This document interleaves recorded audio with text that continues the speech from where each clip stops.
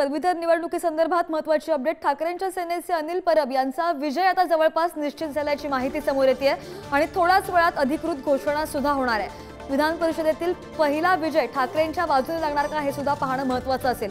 आपण पाहिलं तर 26 जूनला ही निवडणूक झाली आणि हे मतदान झालं आणि त्याचंच निकालात सकाळी 11:30 वाजल्यापासून ही मतमोजणी सुरू होती। मात्र ठाकरेंच्या सेनेचे अनिल परब यांचा विजय जवळपास निश्चित झालेला आहे जवळपास असं समजतंय। थोड्याच वेळात अधिकृत घोषणा सुद्धा होईल। आपण जर पाहिलं तर हा जो जल्लोष आहे तो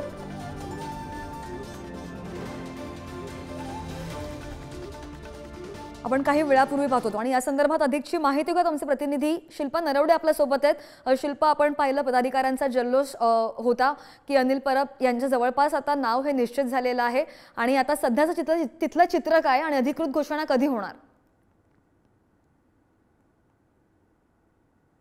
नक्की श्रद्धा, कार्यकर्त्यांमध्ये जल्लोष पाहायला मिळाला।